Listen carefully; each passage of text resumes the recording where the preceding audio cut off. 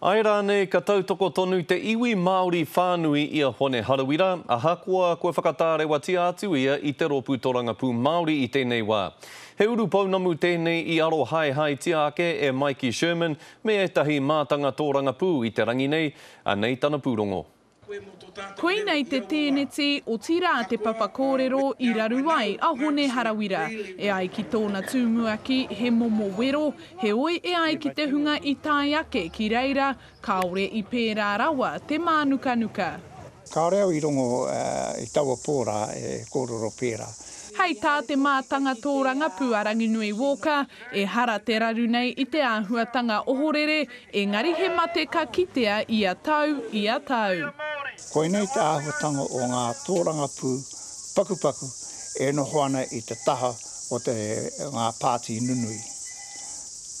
Koe nā te matunga, ka tau patu ana ka pakaru. I really support the issues that Hone is bringing up and raising and about the effects that the current policies are having on Māori.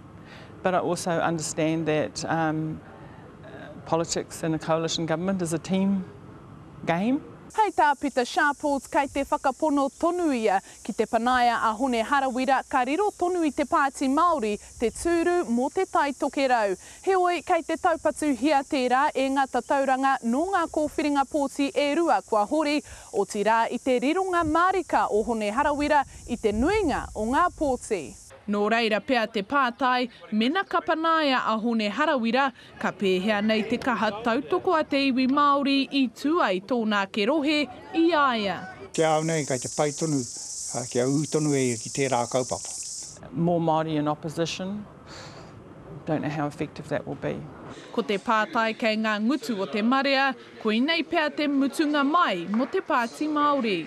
Tata, engari, ko te tumanako, mā ta hui a pōpō, hei whakatika tēnei raru, ko eira te tino tumanako I tēnei wā. Hei a pōpō tū ai te hui whakawā a te kaunihera o te pāti Māori I a Hone Harawira, hei reira kitea ka pēhea nei te taka te toki ki runga I aia. Mikey Sherman, Te Karere.